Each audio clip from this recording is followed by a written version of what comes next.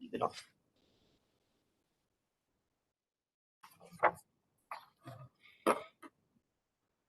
Okay, so Bismillahir Rahmanir Rahim. Assalamu alaikum, everyone.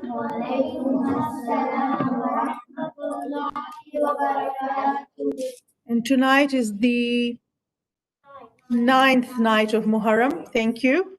So the 9th night in the children's program as well. And I think we've said it before, but we are doing these lessons from the MCE Tarbiyah syllabus, which some of you will do when you're a little bit older, because we're doing Band E lessons at the moment, Band D and E lessons. Today we're going to talk about a little bit more about Imam Zainul Abidin. We're going to continue talking about him. We talked about this lesson is called the major contributions of Imam Zainul Abidin. So that means what are the main things, or what are the main ways in which he contributed to Islam. But one of the main contributions we've already spoken about yesterday, which was his contribution in Karbala, or during the tragedy of Karbala. Can anyone think about what it was? Did Imam Zainul Abidin fight on the battlefield? No, he didn't fight. Why didn't he fight? Yes, Hania? Because he was very sick. So if he didn't fight, like Hazrat Abbas went onto the battlefield to get water, and Hazrat Ali Akbar went to fight, and Hazrat Ona Muhammad went to fight. If Imam Zainul Abidin was sick and he couldn't fight, then what was his contribution? Zainab? Correct. So Imam Zainul Abidin's main contribution during the tragedy of Karbala was after the day of Ashura, when the family of the Ahlul Bayt, Bibi Zainab and all the women and children were taken from Karbala to Kufa and then to Sham, and then eventually they returned back to Medina. At every place that they went, in every court, whether it was Ubaidullah ibn Ziyad's court or the palace of Yazid, Imam Zainul Abidin talked about what had happened at every step of the way to let the Muslim Ummah know that this is the truth of what had happened. What Yazid did was not the right thing. Who else did the same thing as Imam Zainul Abidin and talked to people about what had happened? Amina? Bibi Zainab, that's right. So Imam Zainul Abidin's contribution was that he spread the message of what had happened at Karbala just in the same way that Bibi Zainab did on the women's side. So in today's lesson, we're going to learn about some other ways in which Imam Zainul Abidin has contributed as an Imam, and some of the things that he has left behind for us. We're going to list a few examples of some du'as that he has taught us, and something called rites as well from one of his books. And then we're going to talk about how we can use Imam Zainul Abidin's teachings, what he has taught us, how we can use these in our daily lives. Okay, so this verse, remember the meaning of this verse from Surah Al-A'raf, ayah number 55. It says, Bismillahir Rahmanir Rahim, Ud'u Rabbakum tadarru'an wa khufyatan. I want to read the second part. The first part is the main part. It says, call on your Lord humbly and secretly. Ud'u. Can you think of a word that sounds like this? Ud'u. Yes? Wudu, good try, but no. Ali? No.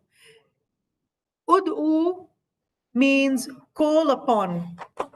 So it's a sort of praying or supplicating. Does that give you a hint to what the meaning of, to the word that I'm looking for? When you pray to Allah or when you do a supplication, what is that word in Arabic? Arman?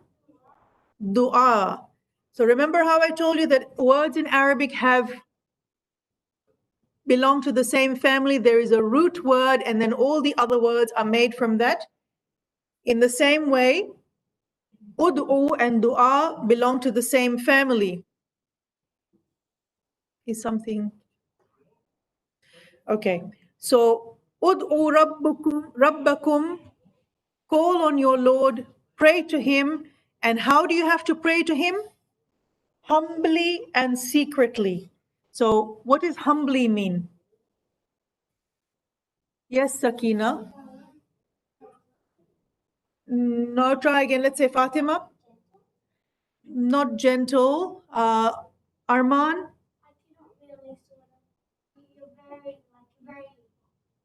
Maybe you can think of an opposite.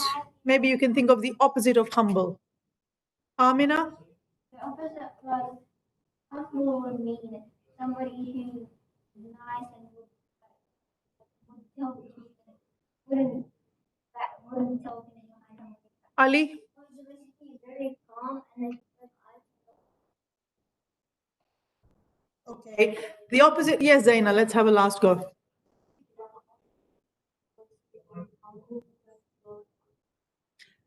Okay, so the opposite would be somebody who is very proud and who thinks a lot of themselves. When you are the opposite of that, then you are humble, you are modest, you don't think a lot of yourself. So when we pray to Allah, we have to remember that Allah is great and we are humble. Okay, we are the ones who have been created by Allah. He is much greater than us. And it says, call on your Lord humbly and secretly. So you can pray to Allah in secret as well. You don't have to tell everyone that you're praying to him. You don't have to make a big announcement. You can do it quietly. And this is how this verse tells us to, one of the best ways to pray to Allah. The keywords for today's lesson, dua. So that's what I was asking you. What's the word that's related to dua in that ayah? It was ud'u. Ud'u is the verb. When you do dua, ud'u is that word. Then dhikr. Dhikr is another verb, or well, it's a noun, but it's a way of, it's something that we do when we remember Allah, we do dhikr of Allah, okay? And then hukuk. Hukuk means rights. Do you know what rights are? Yes, Fatima?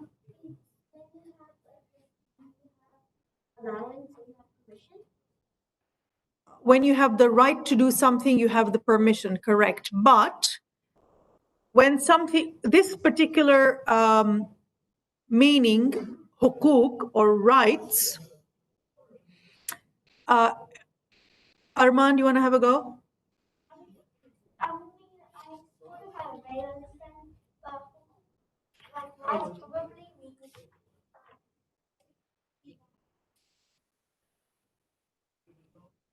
I would.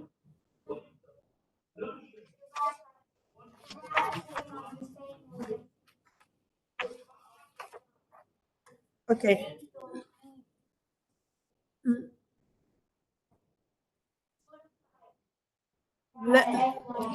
Let me see if I can maybe perhaps try to explain it. Ali, do you know, or are you having a guess?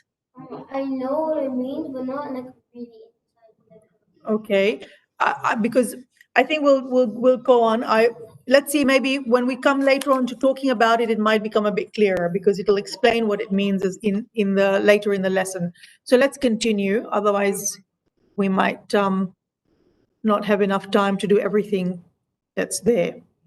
But remember that word hukuk, and we'll come up to it later on. So remember that ayah, we talked about it right at the beginning, ud'u rabbakum. In this ayah, we are asked to call upon our Lord. This is a reference to dua because the dua is a way of asking Allah for forgiveness as well as for everything that we want and we need. And it's a way of thanking Him for everything that He has blessed us with. Dua is also a form of dhikr. Remember, dhikr means to remember Allah. And when we do dua, we often will use the names of Allah. We would say, Ya Allah, Ya Rab, Ya Rahman, Ya Rahim. Can you think of any names of Allah? that you might have, that I might not have said? Yes, Shayan?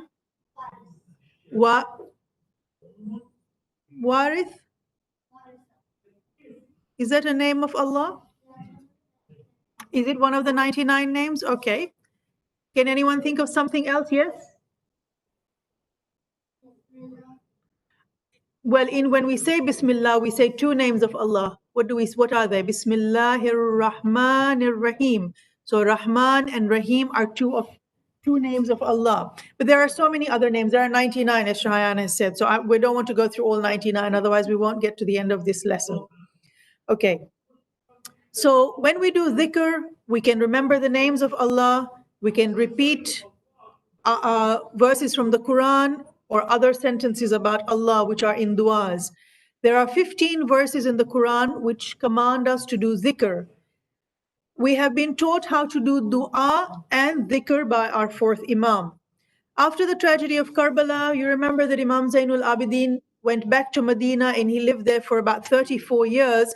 And in this time, he continued to spread the message of Rasulullah, and he told people what had happened in Karbala, about the true facts of the tragedy of Karbala. And he also taught people how to worship, how to do ibadah. So in this lesson, we're going to learn about some of the great treasures that he has left behind for us. The period of Imam Zainul Abidin's imamat, who was the leader at that time? Who was the Khalif at that time? Yes, Amina? Yazid. So what sort of people do you think were there? How do you think the Muslims were at the time? If Yazid was their leader, what kind of people would they have been? Zaina? Can't hear you. Well, not necessarily cruel, but what type of a person was Yazid? Was he a good Muslim? Was he a good Muslim leader? Would he have inspired people to be good Muslims? Okay, let's see, Isa. He was a bad Muslim. So a lot of the people at that time would have forgotten a lot of things about Islam, or they would not have been following Islam the way it was meant to be. People had lost interest in spirituality, in the teachings, in akhlaq, in all the rules. And what Imam Zainul Abidin did was he reminded them about Allah. He reminded them about how to do zikr and how to pray to Allah, so that he would bring them back towards the remembrance of Allah to begin with. And once we remember Allah, then remember what happens when we put Allah at the beginning, at the front of everything that we do. Then we start to get taqwa, because we keep Allah at the forefront. So we talked about this book a little bit yesterday, Sahifat Sajjadiyah. This is one of the very important books that Imam Zainul Abidin wrote. Some scholars have called it the sister of the Quran. It's that important or that great a book. I was going to bring a copy with me from home today, but I forgot. I'm so sorry. I don't know if we have one in the office, but I was going to tell you some of the things inside it. Sahifa itself, the word Sahifa means a page or a book. And Sajjadiyah refers to Imam Zainul Abidin, because remember we said he is Sajjad. So Sahifa, Sajjadiyah are the pages or the books that come from Sajjad. And another title is also Sahifat al-Kamilat al-Sajjadiyah, which means the perfect book of Sajjad. Okay? So in this book, what did Imam Zainul Abidin teach Muslims to do?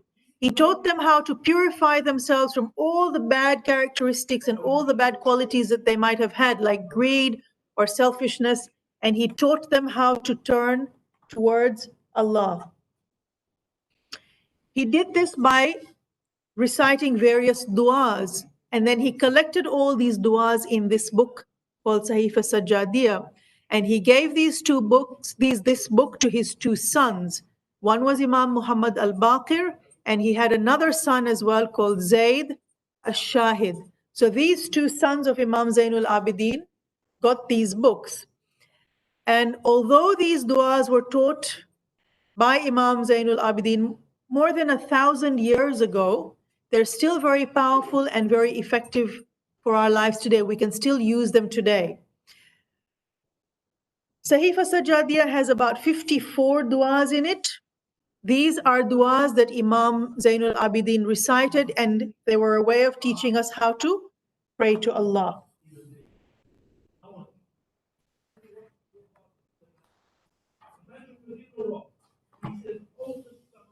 So let's look at some of the du'as that are in Sahifa Sajjadiyah. Remember, I told you there were about 54 du'as, so there is a lot of different du'as, and they cover many different situations that we might find ourselves in. So for example, there is one du'a, which is a du'a number 15, when you're sick. Now, how do you feel when you're sick? Do you feel like really cheerful and happy and everything's great? No. Isa, how do you feel when you're sick? You feel like you're going to vomit. Do you feel like praying? Not always. What about you, Dan? Anya? You feel drowsy and lazy. Okay, and is it Hussein? Yusuf, sorry. I'll have to work out a way of, where are the glasses today? Okay, well, that's why you're tricking me. Okay, so Yusuf, tell me, how do you feel when you're sick? You feel sick and you don't want to vomit. Okay, well, when we're sick, do we ever think that we would thank Allah for the sickness that He has given us? We don't really want it. But what Imam Zainul Abidin teaches us in this dua is that even when he is sick, he thanks Allah for the sickness. And even when he is healthy, he thanks Allah for being healthy. So he teaches us that even the sickness can have some benefit. What sort of benefit do you think being sick could give you? Apart from all the scientific things about, like, if you're going to tell me you're fighting germs and all this kind of thing, your body is getting stronger, don't tell me all those things. I want to know about what sort of spiritual benefits being sick could have. Yes, Arman.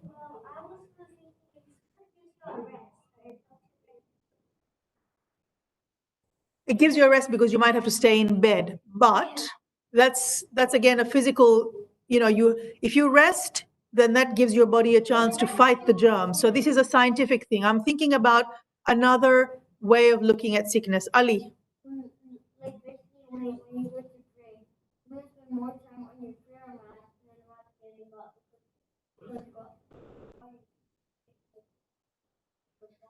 So you think you're going to spend more time on your prayer mat when you're sick? Yeah, You think so? Okay, let's see. Zaina, what do you think?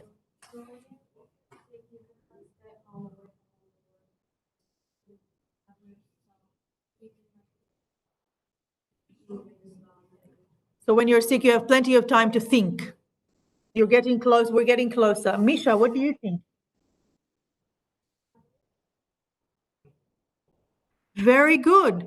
When we're sick, it's a challenging time for us because we don't want to be sick. We can't do things that we want to do because we can't move our body, or we can't, we don't feel well enough to do certain things.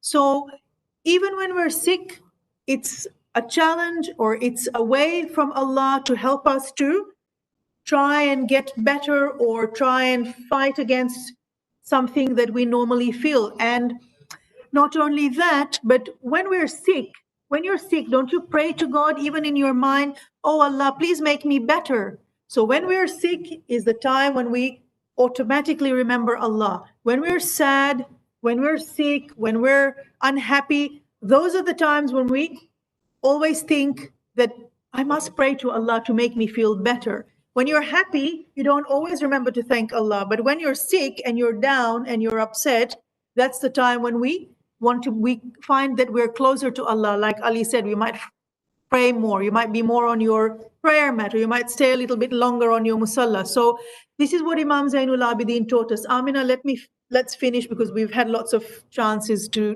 discuss it.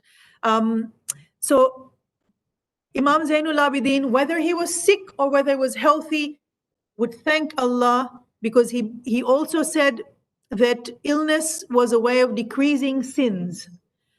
Like Zaina said, when you're sick, you tend to stay more at home. You might be away from worldly distractions and so on, because you're often in bed and you don't feel like doing a lot of the things you might often have done. So Imam Zainul Abidin asks Allah to give him health and also to save him from hardships. So there are lots of these things are covered in that dua on sickness. Then there's another dua about asking for rain. This is dua number 19. So when Imam recited this dua, sometimes there would be, because remember, Arabia is a desert and it's very hot there and they don't get a lot of rain. So when there would be a drought, Imam Zainul Abidin would recite this dua when he would look at the clouds and when he heard the lightning, when he saw the lightning and heard the sound of thunder. And he acknowledges in this dua that the clouds and the lightning are two of Allah's signs and Allah's helpers. Allah sends clouds, lightning, rain to give life to the land, but it can also be destructive. When there's so much rain, what happens? You get floods, okay? And that can be destructive to houses or plants, wildlife, people, and so on. So Imam asks Allah in this dua for rain to be a benefit, but then he also asks Allah to protect the believers and give them good rain.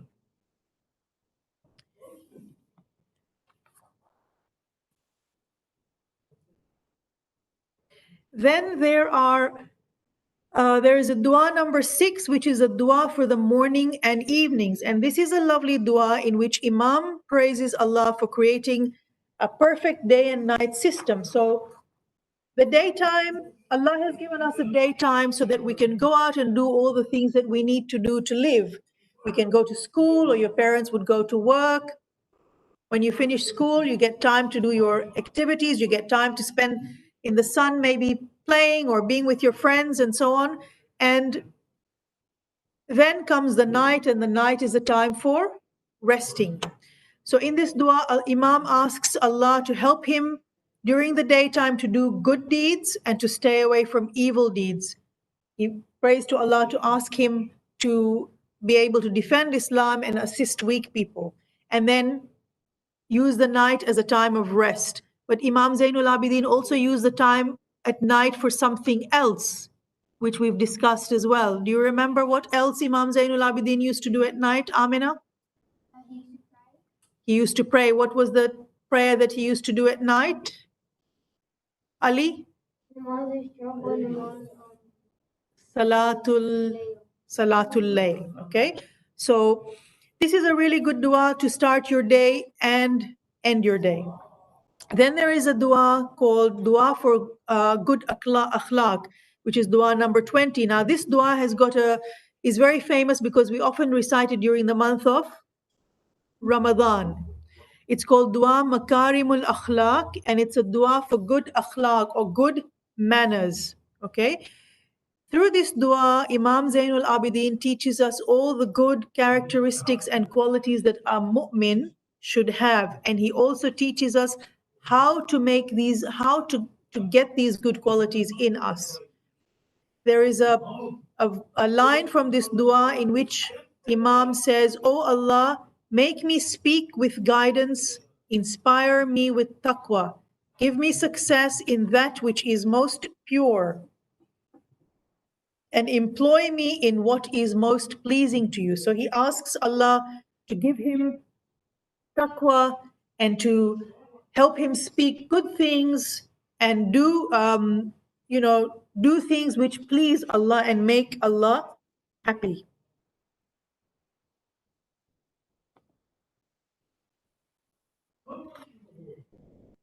Now, do you know if your parents have this book at home, Sahifa Sajjadiya?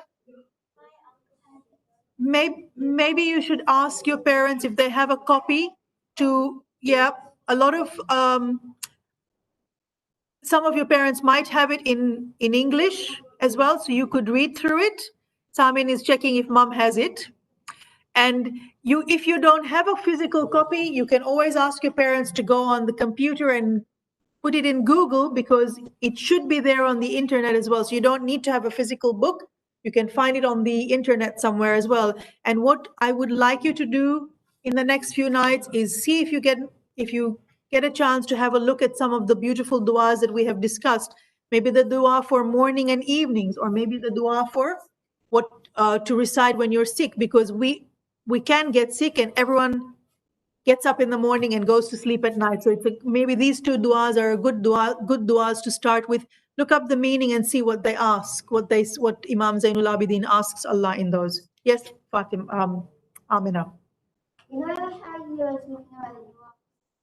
Well, another good thing about it is like when you're like in bed, if you have a cold when you come down, then you thinking like you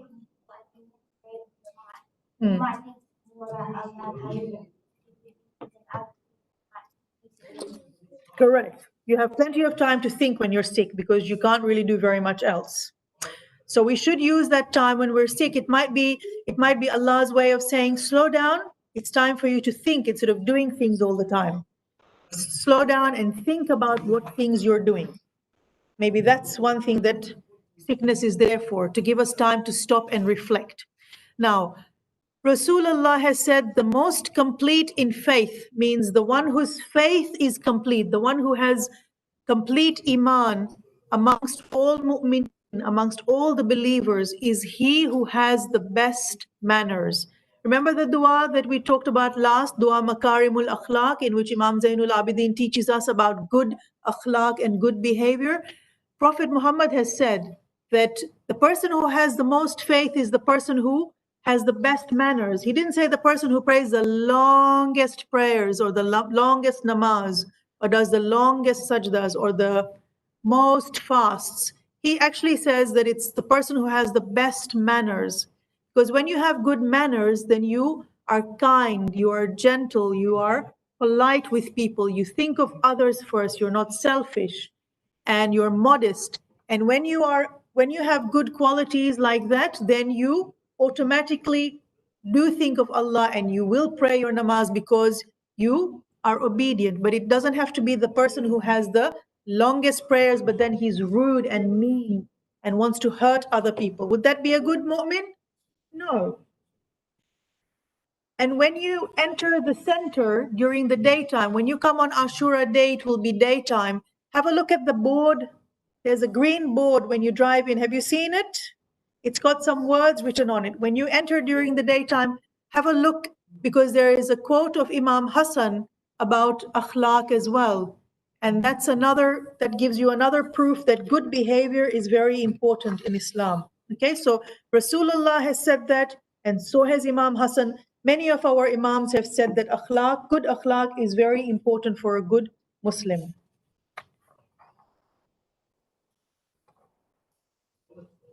Okay, and just a quick note about Sahifa Sajjadiyah, that it has been translated into many languages such as English, so you can read it in English, but there are also other languages like Persian, German, Urdu, French, and even Albanian.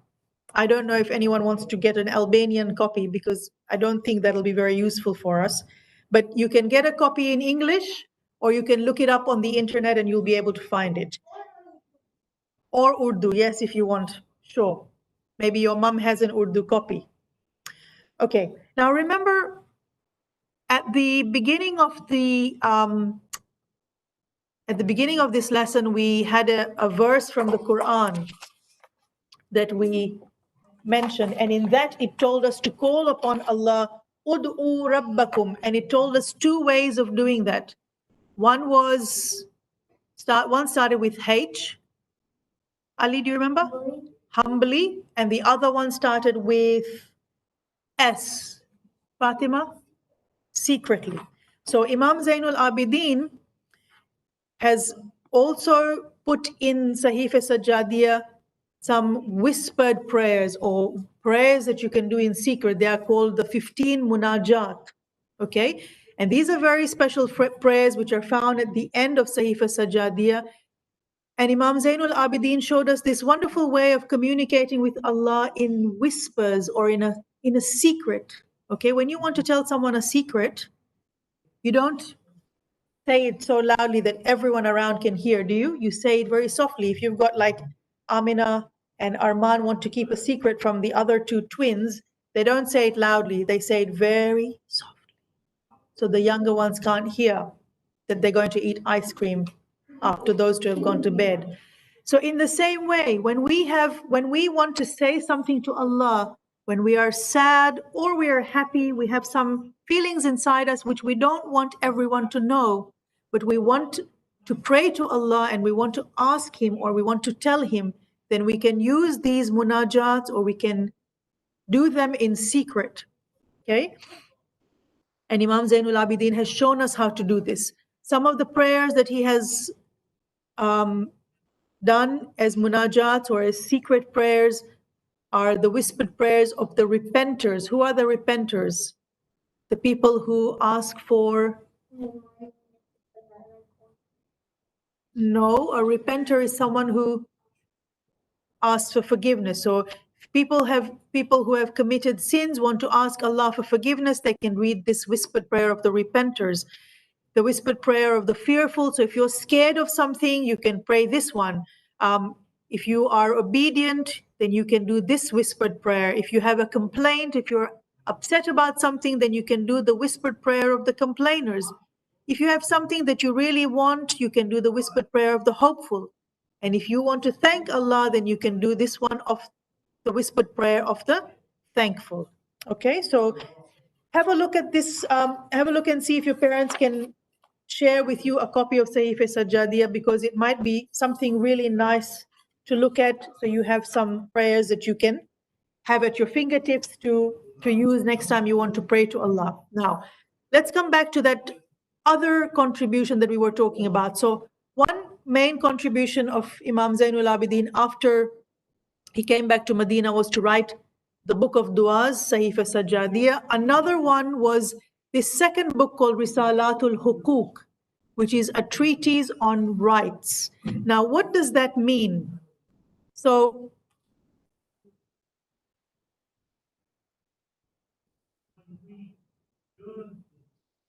rights are duties and obligations. For example, when you are born, don't look at the screen because I want you to listen to me before we go on to that page. When you're born, your parents have a duty to look after you, to feed you, to dress you, to bathe you, to give you all the things that you need so that you grow up healthy and strong and you're safe, you're not sick, and so on, isn't it? That's the duties that your parents have as your mother and father. And these are the rights of the baby, that when a baby is born, his parents, his or her parents, have to look after him. In the same way, as a child, you have some duties towards your parents, don't you? What sort of duties do you have towards your parents, do you think? Yes, Isa? You can help. You have to help your parents. What's the first thing that is there as a duty, would you say?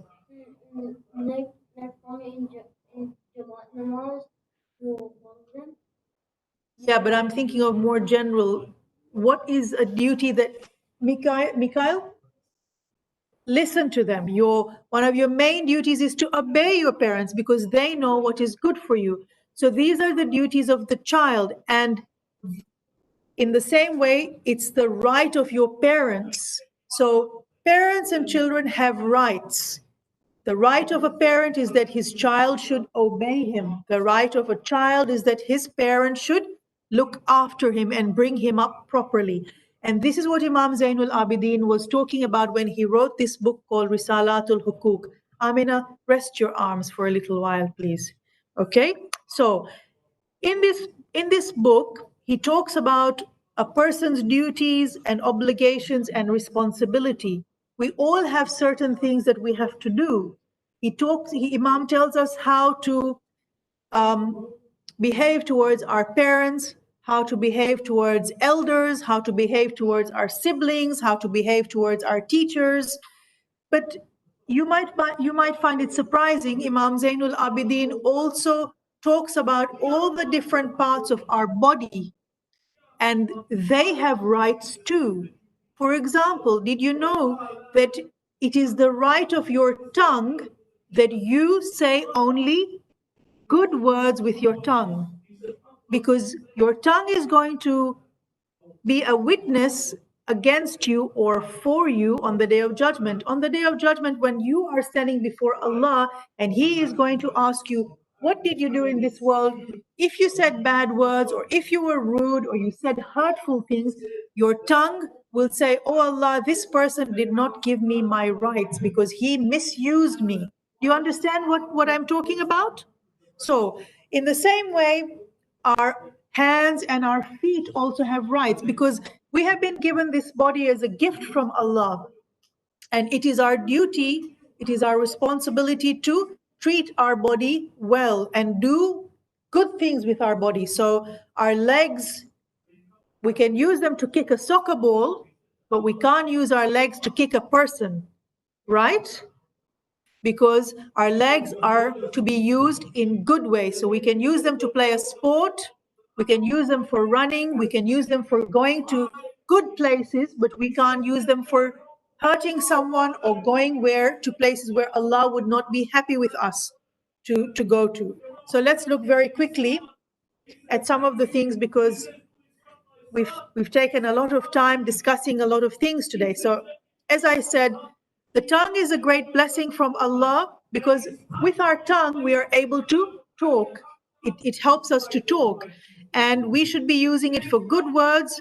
We should use it to speak politely, and we should not say things which aren't necessary or which are silly. Our ears are another blessing that Allah has given us. And Imam Zainul Abidin reminds us that we should be listening good things with our ears, not listening to people complaining about other people or backbiting or listening to other things which are haram. So what is a good thing that we could listen to with our ears? Give me one quick example. Sakina, you could listen to Quran. Thank you. The rights of our legs. The rights of our legs is that we do not use them to walk to something or somewhere which is haram. What about the rights of our hands? The right of our hand is that we do not stretch it towards something that is haram. So we should be using our hands to do good things, to help people. We can do a lot of things with our hands to help. You can help your parents with your hands. You can help other people, but you can also do bad things with your hands. So you should be using them in a good way. Arman, quickly. I can't hear you. You just have to.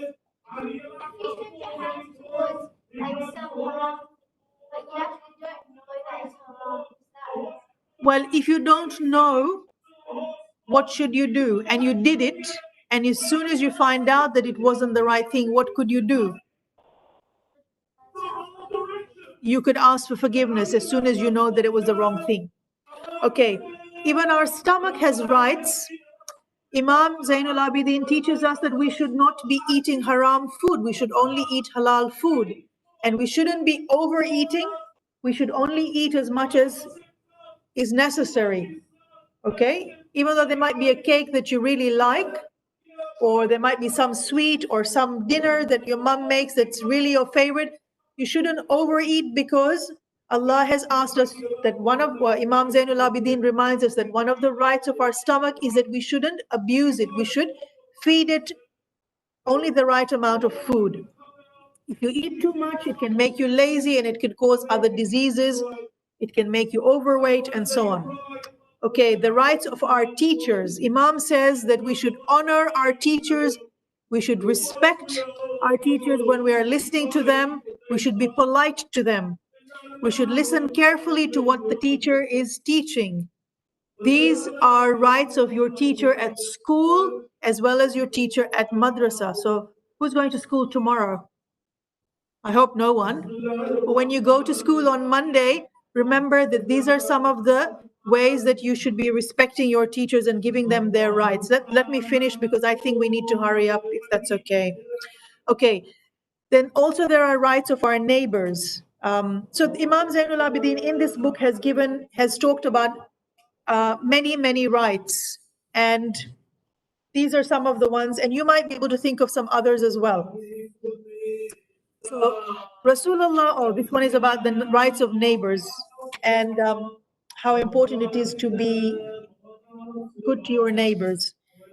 Now, I think what we're going to do is we're just going to go to the key points, because we have to talk about our personality for tonight as well. So we'll just wrap up. So just to quickly talk about the key points of today's lecture.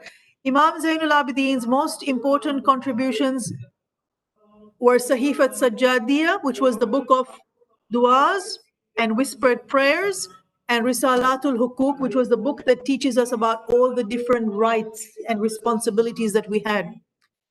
Imam taught us how to call Allah in the best way through dua. In Sahifa Sajjadiyah, Imam teaches us du'as which we can use at many difficult times, but also happy times. We can use these du'as to make our akhlaq good and also to become closer to Allah. And in Risalatul Hukuk, he teaches us how to behave with people around us, like our parents, our teachers, our neighbors, and also how to treat our body, because that is a gift from Allah for us. Okay? So we'll go back to, remind me to give you that sheet before we go home, but at the moment, we will talk about the personality for tonight. So do you know who we'll be talking about tonight? Yes, Zainab. Hazrat Ali Akbar. Hazrat Ali Akbar was actually the first Shaheed in the family of Hazrat Abu Talib on the day of Ashura. Okay? Now, I think someone told us, was it you, Shayan, that on the day of Ashura, Hazrat Ali Akbar did what? He recited the azan in the morning. Okay? That was how the day of Ashura began. And I was just going to say that one of the special things of Hazrat Ali Akbar was that he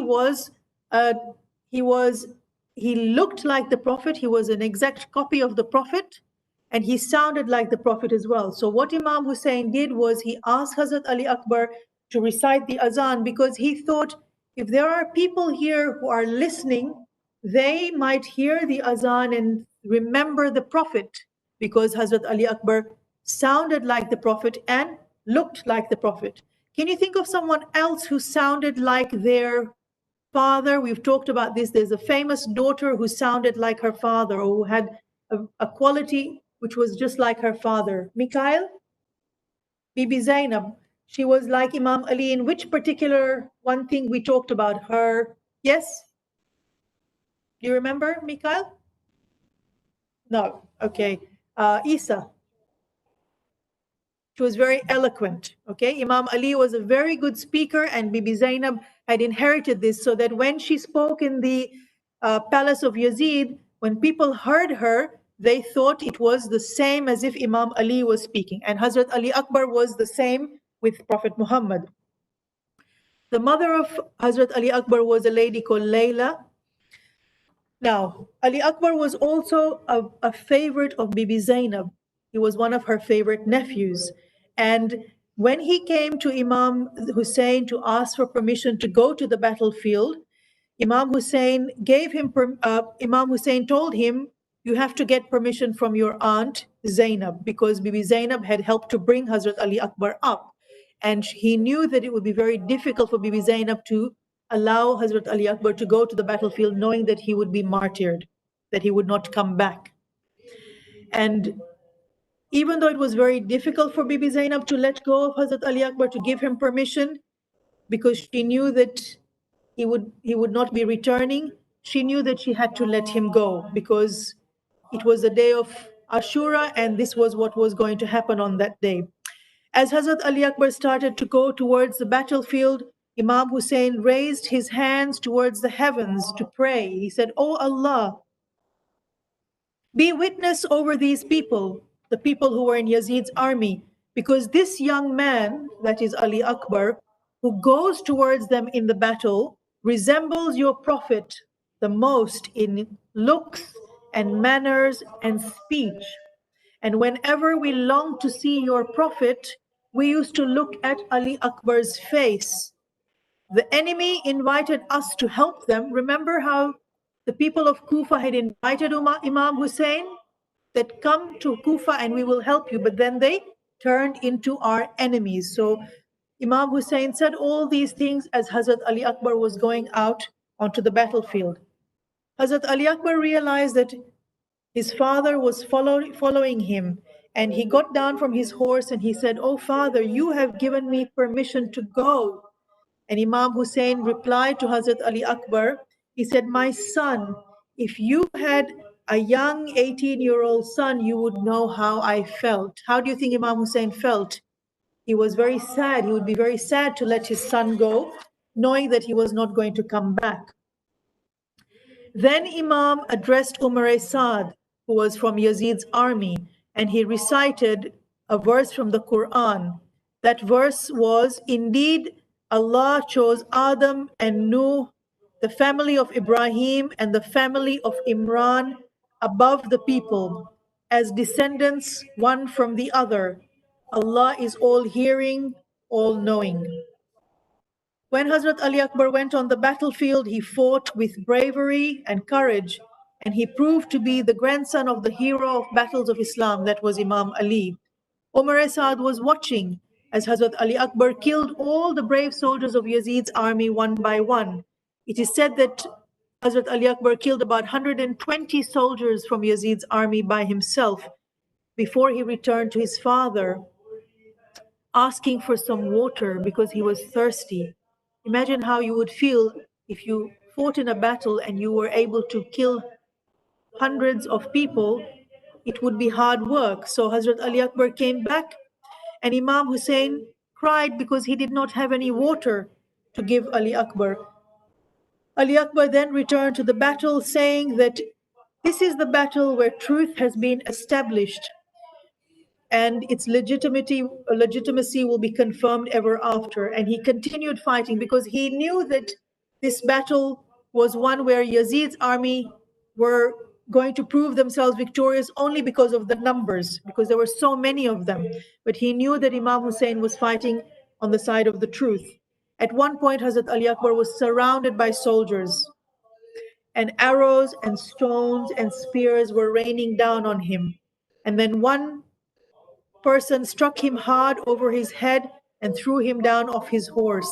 Hazrat Ali Akbar cried to his father, "Oh my father, accept my salams from here. Do not come to the battlefield."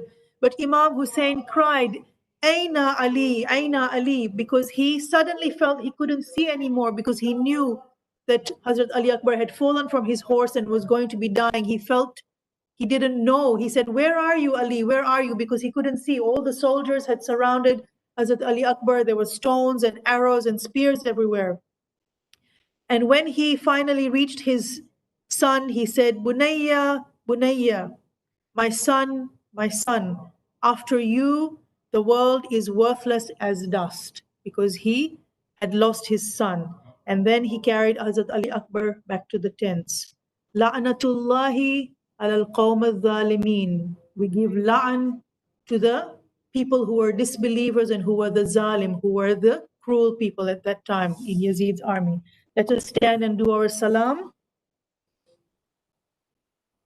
السلام على الحسين وعلى علي بن الحسين وعلى أولاد الحسين وعلى أصحاب الحسين.